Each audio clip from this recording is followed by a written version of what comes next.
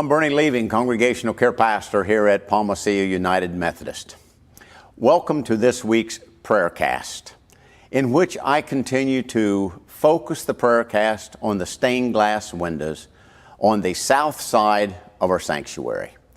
The presence of today's window and the life it celebrates for influencing church history and serving as a witness to the life of Christian discipleship is the most fascinating one for me of all the 9 persons depicted in the beautiful stained glass windows. This window is the hardest to see as it is in place at the far left front of the sanctuary beside the pipe organ console. To see it best, you probably have to walk up and stand almost directly in front of it.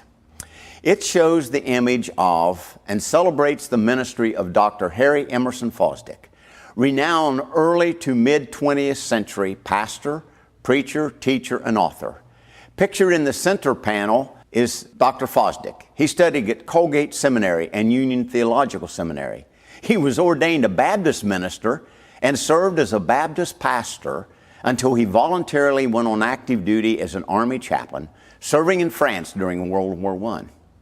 After the war, he was called to serve at First Presbyterian Church in Manhattan, although he was still a Baptist. In 1922, he preached a sermon entitled, "Shall the Fundamentalist Win?" which set off a firestorm of criticism against Fosdick's liberal Christianity. In the sermon, he questioned the validity of the fundamentalist interpretation of the virgin birth, biblical inerrancy, that Jesus' death on the cross was necessary to placate God, and that we must believe in the second coming of our Lord upon clouds of heaven to set up God's kingdom on earth. He believed the threat of hell was only a relic of a barbaric age. He said, "We obviously do not believe in that kind of God anymore." The presbytery was not happy, and although he was defended by John Foster Dulles in a formal General Assembly trial, he escaped censure by his decision to resign as pastor. He was immediately called to pastor the Park Avenue Baptist Church, whose most famous member was John D. Rockefeller Jr. He accepted the call only on the condition that the church become non-denominational. And so Riverside Church was born. He pastored there for over 20 years. In 1930, the congregation moved into the new, beautiful sanctuary overlooking the Hudson River. It's depicted in the left panel of our window. For the dedication service, Fosdick wrote one of my favorite hymns, "God of Grace and God of Glory," which begins, "God of grace and God of glory, on thy people pour thy power.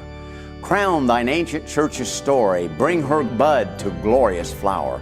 Grant us wisdom, grant us courage for the facing of this hour." That certainly is still our prayer for our church today.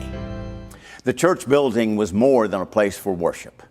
It was built to fulfill Fosdick's specifications to house the community needs of Harlem, which borders the property.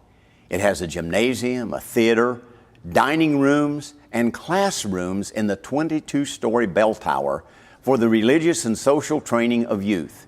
His sensitivity to the value and needs of children informed his prophetic witness against war and all forms of social injustice.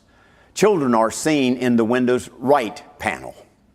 Fosdick was outspokenly opposed to racism and injustice and supported ecumenical Christianity, pacifism, civil rights, and the social gospel. Martin Luther King Jr. and Nelson Mandela both preached in the church at his invitation. King regarded Fosdick as the greatest preacher of the 20th century. Fosdick's weekly radio show, the National Vespers Hour, broadcast his sermon to millions of Americans. He authored 50 books, including The Meaning of Prayer, The Man from Nazareth, Guide to Understanding the Bible, The Life of St. Paul, A Great Time to Be Alive, and 12 Tests of Character.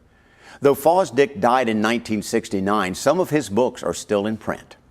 Hopefully and prayerfully, his vision of Christian unity and the all-inclusive nature of the church as the people of God are lived out here in this place that honors His example of the Christian faith.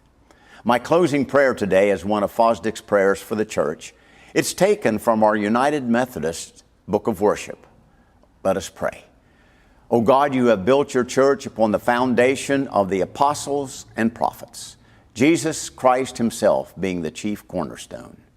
Save the community of your people from cowardly surrender to the world, from rendering to Caesar what belongs to you, and from forgetting the eternal gospel amid the temporal pressures of our troubled days.